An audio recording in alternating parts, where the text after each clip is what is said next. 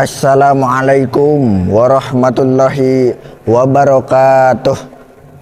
Bismillah, alhamdulillahillazi ja'ala ramadana syahrus syiyam wa unzila fihil qur'an hudal linnas wa bayyinatin minal huda wal furqan. Assalatu wassalamu ala sahibil bayan wa ala alihi wa ashabihi allazina hum sa'idun fil jinan, amma ba'du. Pemirsa, sahabat UPTQ dimanapun Anda berada, mudah-mudahan kita semua selalu ada dalam keadaan sehat walafiat. Amin ya rabbal alamin. Setelah Ramadan berakhir, umat Islam akan menutupnya dengan salat hari raya Idul Fitri. Mereka akan berbondong-bondong untuk menyemarakan salah satu anjuran sunnah, yaitu sholat id seraya berjamaah, bahkan dengan menggunakan pakaiannya yang serba baru dan hal-hal lain yang juga demikian.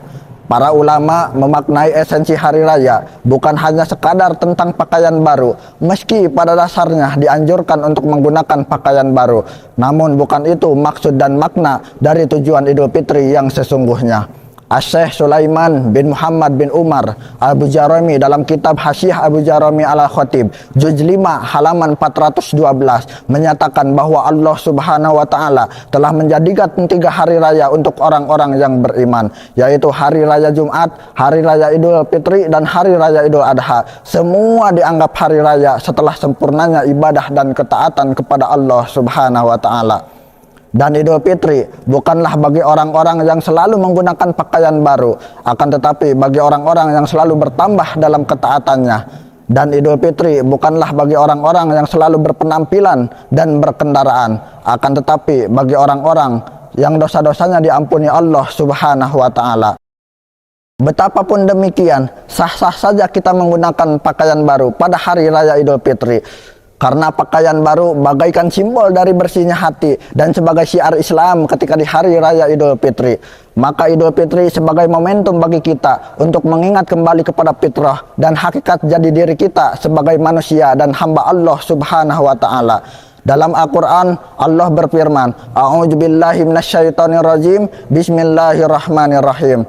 Fa'aqim wajhaka lid-dini hanifan fitratallah allati fataran nasa 'alaiha la tabdila li khalqillah zalikad dinul qayyim walakinna aktsaran nasi la ya'lamun. Maka hadapkanlah wajahmu dengan lurus kepada agama Allah, tetaplah atas fitrah Allah yang telah menciptakan manusia dengan fitrah tersebut. Tidak ada perubahan atas fitrah Allah, itulah agama yang lurus. Tetapi kebanyakan manusia tidak banyak mengetahui. Quran Surah Ar-Rum ayat 30.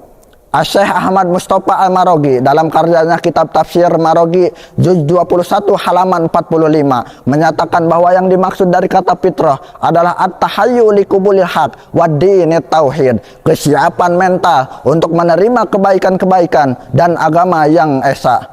Menganut penafsiran ini, bahwa setiap manusia yang lahir sudah diliputi oleh potensi kebaikan-kebaikan. Ia dalam keadaan baik dan berpihak pada kebaikan serta kesucian. Ia memiliki hati yang suci dan tidak mau untuk dikotori. Itulah manusia yang memiliki dasar potensi kebaikan. Maka orang yang berfitrah sesungguhnya adalah orang-orang yang telah mampu membentengi diri dari godaan-godaan yang tidak baik. Dalam memahami fitrah juga menyadari akan hakikat jadi diri kita, bahwa Allah Subhanahu wa taala telah memberikan kepercayaan kepada manusia untuk memegangi tugas kehambaan dan tugas kekhalifahan. Sebagai hamba, manusia diciptakan dengan tujuan untuk beribadah kepada Allah Subhanahu wa taala. Dalam kata lain, Idul Fitri adalah konsep kehambaan yang mengantarkan kita untuk mengenal Allah Subhanahu wa taala. Bukankah tanpa kita sadari bahwa Ramadan telah mengantarkan sekaligus mengajarkan kita untuk kembali mengenal Allah melalui beragam ibadah puasa? Kenal kepada Allah melalui ibadah puasa, kenal kepada Allah melalui sholat berjamaah, kenal kepada Allah melalui ibadah qiyamul lail, bersedekah, memberi buka puasa bagi orang-orang yang berbuka puasa, dan lain-lain. Itu semua kita bisa lakoni hanya di bulan Ramadan saja. Jika Ramadan telah mengantarkan kita untuk kembali mengenal Allah, maka Idul Fitri ibarat puncak tujuan bahwa kita betul-betul sudah kembali mengenal Allah. Setelah mengenal Allah, maka tugas terbesar saat ini adalah bagaimana cara merawatnya. Jangan sampai kita mengenal Allah hanya di bulan Ramadan saja. Sebagaimana yang dikatakan oleh ulama soleh terdahulu yang bernama Asy-Syaikh Bisri Al-Hafi, terdapat dalam kitab Lataiful Ma'arif halaman 390 mengatakan, bi'sal qaumu la ya'rifunallaha haqqan illa fi syahri Ramadan. Innas solihal ladzi abadu wa yajtahidus sanata kullaha. Sejelek-jelek kaum adalah mengenal Allah hanya di bulan Ramadan saja. Ingat, orang soleh yang sejati adalah orang yang sungguh-sungguh dalam panjang tahun. Pemirsa, sahabat UPTQ yang dirahmati Allah, setelah mengenal Allah pasca Ramadan, bagaimana agar kita selalu tetap istiqomah mengenal Allah? Pertama, berdoalah agar hati kita tetap istiqomah dan tidak mudah berubah. Salah satu di antara doanya adalah ya muqallib qalbik ala dinik. Wahai zat Allah yang membolak-balikan hati, teguhkanlah hatiku di atas agamamu. Hadis riwayat At-Tirmizi. Kedua, selalu membersamai orang yang saleh yang dapat mengantarkan pada kebaikan. Sebab membersamai mereka bukan hanya sekadar menenangkan hati, akan tetapi akan selalu mendorong untuk selalu berbuat kebaikan.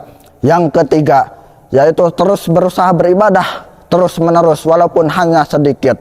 Sebagaimana sabda Rasulullah sallallahu alaihi wasallam, ahabbul amali ilallahi ta'ala adwa muhawa ingqal. Amalan yang paling dicintai di sisi Allah adalah amalan yang terus menerus walaupun hanya sedikit. Hadis muttafaqun alaih. Pemirsa, sahabat UPTQ rahimakumullah, dari awal sampai akhir kita tarik kesimpulan bahwasanya orang yang beridul fitri dalam arti kembali kepada kesuciannya, ia akan mencari sisi yang baik, benar dan indah. Bahkan lewat kesucian jiwanya itu, ia akan memandang dengan segalanya dengan pandangan positif. Ia akan mencari yang baik, benar, dan indah. Mencari yang indah akan melahirkan seni. Mencari yang baik akan menimbulkan etika. Dan mencari yang benar akan menghasilkan ilmu. Mungkin cukup sekian yang dapat saya sampaikan. Mohon maaf apabila banyak kesalahan. Anak kucing baru lahir, diajarin emak bahasa Latin. Ramadan suci akan berakhir, mohon maaf lahir dan batin. Wilujeng boboran siam, nada dihapunten samudaya kalepatan. Wallahu muwaffiq ila aqwamit thoriq. Wassalamualaikum warahmatullahi wabarakatuh.